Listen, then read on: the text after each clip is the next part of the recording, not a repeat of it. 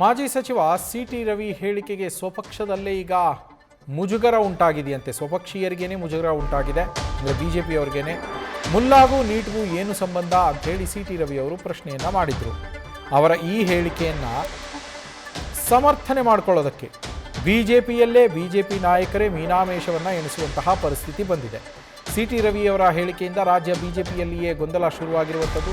ಹೈಕಮಾಂಡ್ಗೂ ಕೂಡ ಈ ವಿಚಾರ ತಲುಪಿದೆ. ಸಿ.ಟಿ. ರವಿಯವರ ಈ ಡ್ಯಾಮೇಜಿಂಗ್ ಸ್ಟೇಟ್ಮೆಂಟ್ ಏನಿದೆಯಲ್ಲ, ಇದು ಹೈಕಮಾಂಡ್ಗೂ ಕೂಡ ತಲುಪಿದೆ ಇದರ ಮಾಹಿತಿ ಅನ್ನುವ ಮಾಹಿತಿ ಈಗ ಮಾಧ್ಯಮಗಳಿಗೆ ಸಿಕ್ಕಿರುವಂಥದ್ದು.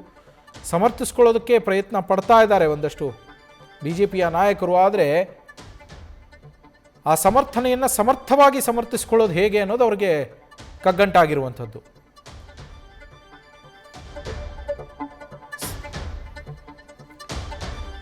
ಮುಲ್ಲಾಗೂ ನೀಟ್ಗೂ ಏನು ಸಂಬಂಧ ಅಂತ ಹೇಳಿ ಸಿ.ಟಿ. ರವಿ ಅವರು ಹೇಳಿಕೆಯೊಂದನ್ನು ಕೊಟ್ಟಿರ್ತಾರೆ. MLC CT. ರವಿ ಅವರ ಹೇಳಿಕೆಯಿಂದ ಇದೀಗ ರಾಜ್ಯ ಬಿಜೆಪಿಯಲ್ಲಿಯೇ ಗೊಂದಲ ಉಂಟಾಗಿರುವಂಥದ್ದು. ಹೈಕಮಾಂಡ್ನ ಗಮನಕ್ಕೂ ಕೂಡ ಸಿ.ಟಿ. ರವಿ ಅವರ ಈ ಹೇಳಿಕೆ ಗಮನಕ್ಕೆ ಬಂದಿದೆ. ಅವರಿಗೆ ಸಿ.ಟಿ. ರವಿ ಅವರ ಪರ ನಿಂತು ಮಾತನಾಡೋದಕ್ಕೆ ಪಕ್ಷದಲ್ಲೇ ತಳಮಳ ಶುರುವಾಗೋಗಿದೆ.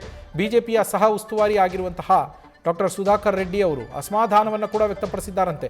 ಈ ಥರದ ಒಂದು ಹೇಳಿಕೆಯನ್ನು ಕೊಡಬಾರ್ದಿತ್ತು, ಯಾಕೆ ಕೊಟ್ಟರು ಅಂತ ಹೇಳಿ ಬಿಜೆಪಿ ರಾಜ್ಯಾಧ್ಯಕ್ಷ ವಿಜೇಂದ್ರ ಅವರು ಹಾಗೆ ವಿರೋಧ ಪಕ್ಷದ ನಾಯಕರಾಗಿರುವಂತಹ ಆರ್ ಅಶೋಕ್ ಅವರ ಜೊತೆಯಲ್ಲಿ ಡಾಕ್ಟರ್ ಸುಧಾಕರ್ ರೆಡ್ಡಿ ಅವರು ಚರ್ಚೆಯನ್ನು ಮಾಡಿ ಈ ಸಂದರ್ಭದಲ್ಲಿ ಅಸಮಾಧಾನ ವ್ಯಕ್ತಪಡಿಸಿದ್ದಾರೆ. ದೂರವಾಣಿಯ ಮೂಲಕ ಕರೆ ಮಾಡಿ ಮಾಹಿತಿಯನ್ನು ಕೂಡ ಸುಧಾಕರ್ ರೆಡ್ಡಿ ಅವರು ಪಡೆದುಕೊಂಡಿದ್ದಾರೆ. ಯಾಕೆ ಈ ರೀತಿ ಹೇಳಿದ್ರು, ಯಾವ ಸಂದರ್ಭದಲ್ಲಿ ಹೇಳಿದ್ರು, ಈ ಸಂದರ್ಭದಲ್ಲಿ ಈ ಥರದ ಒಂದು ಹೇಳಿಕೆಯ ಅವಶ್ಯಕತೆ ಇತ್ತಾ, ಪ್ರತಿಭಟನೆ ಓಕೆ, ಆದರೆ ಈ ಥರದ ಒಂದು ಹೇಳಿಕೆಯನ್ನು ಕೊಡೋ ಅವಶ್ಯಕತೆ ಇತ್ತಾ ಅನ್ನೋದ್ರ ಬಗ್ಗೆ ಮಾಹಿತಿಯನ್ನು ಕಲೆ ಹಾಕಿದ್ದಾರೆ. ಅವರ ಜೊತೆ ಚರ್ಚಿಸಿದ್ದಾರೆ ನಾಯಕರುಗಳ ಜೊತೆಯಲ್ಲಿ. ಸದ್ಯ ಸಿ.ಟಿ. ರವಿ ಅವರ ಹೇಳಿಕೆಯಿಂದ ಕೆಲ ಬಿಜೆಪಿ ನಾಯಕರು ಅಂತರವನ್ನು ಕೂಡ ಕಾಯ್ದುಕೊಳ್ತಾ ಇದ್ದಾರೆ. ಎಲ್ಲ ನಾಯಕರು ಅವರನ್ನು ಸಮರ್ಥಿಸಿಕೊಳ್ಳುವ ಪ್ರಯತ್ನವನ್ನು ಕೂಡ ಮಾಡ್ತಾ ಇಲ್ಲ. ಮುಂದೆ ನಮಗೂ ಇದರಿಂದ ಡ್ಯಾಮೇಜ್ ಆಗಬಾರ್ದು ಅನ್ನುವ ಕಾರಣಕ್ಕೆ.